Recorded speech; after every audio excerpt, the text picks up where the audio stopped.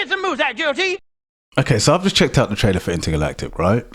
And it's a discussion that we have to have. We have to start having the discussions about what is it in relation to female boss main protagonists in gaming. I myself wanted to keep my mouth shut for a long time. I didn't want to get involved in the conversation because I was just like, you know what, leave it. It's got nothing to do with me. I don't need to be bothered. I don't need to be bothered by it. And I'm watching this trailer and I'm like, okay, you want female boss, fine. But you know what? Can we start to get some actual male, some strong male protagonists? Just some. A few, please. Because last time I checked, I'm pretty sure that's what your gaming base predominantly is. And yes, I know what you're going to turn around and say. If you don't like it, don't buy the game. Well, guess what? There's an extremely high chance that's happening. But there's part of me that just sits here and it's like, we finally are about to get some form of a game in the vein of Cowboy Bebop. And it's time for female boss and cheesy one-liners and talking about how us men, guys, we ain't I know that's just what's going to happen. And then it means that I'm probably, or many of us are probably going to deprive ourselves from what most likely is going to be a very good gaming experience based on their track record, guys. Come on, it's Naughty Dog. We can't lie to ourselves. What is it about AAA games? I don't understand. I can't figure out or put my hand on why this trope is just being pushed all the time. And I shouldn't be bothered by it. Why should I be bothered by it? It's just media. It's a game. It should be down to the interpretation of the developers. Yes, that is true. But it is consistently being pushed. Consistently. There has to be a reason or messaging behind it. And I just want to know why. What is the end goal? What is the point? And if the game does not perform well, you will ultimately then go and blame your consumer base, which is predominantly male. I mean, look at Concord. I mean, I saw in the comments, somebody called it Concord Bebop. This is telling, and I don't know if it is stubbornness from the developers. Is it the stubbornness from the developers themselves saying, we don't care. We are going to make the game that we want to make, and we'll be damned if what you think matters. This has to be it. That has to be what it is. I mean, I am not going to lie and say that that game does not look amazing. It does.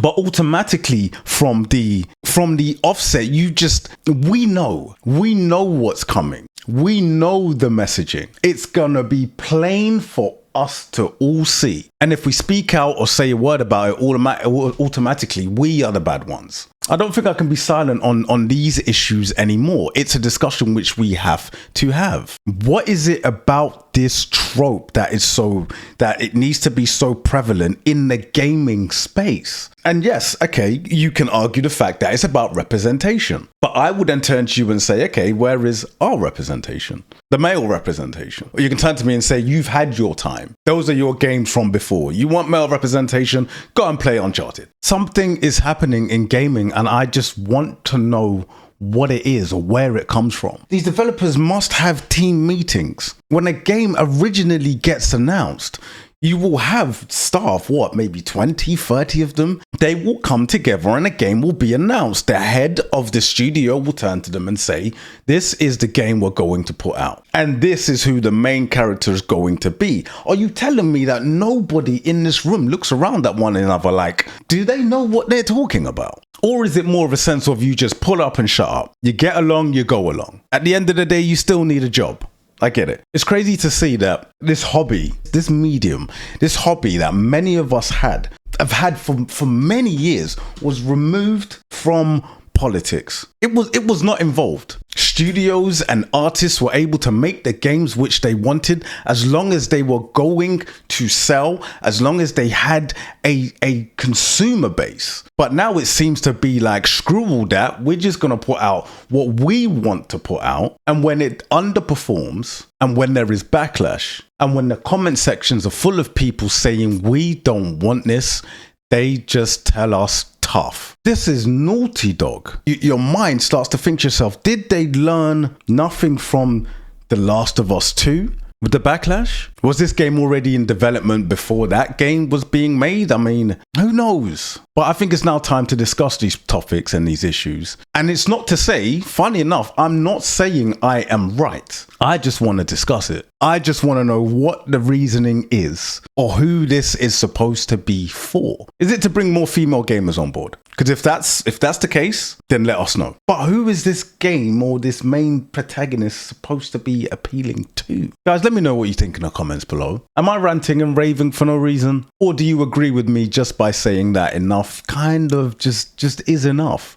Are we going to ultimately have to just play games which are in our catalogs? Games from yesteryear. And it's crazy to say, or it's crazy to think that an argument could be made that maybe over the years, there'll start to be a slow decline in sales and the gaming industry will go bust and all this. That's not happening. When it comes to this form of entertainment, this medium, it makes more money than Hollywood. It's going nowhere. And the developers and the studios have all the power. They have all the protection. So they will continue to put out what they want and force it down our throats until either we give in and purchase, or I guess we just don't play their games. Guys, let me know what you think. Until next time, peace.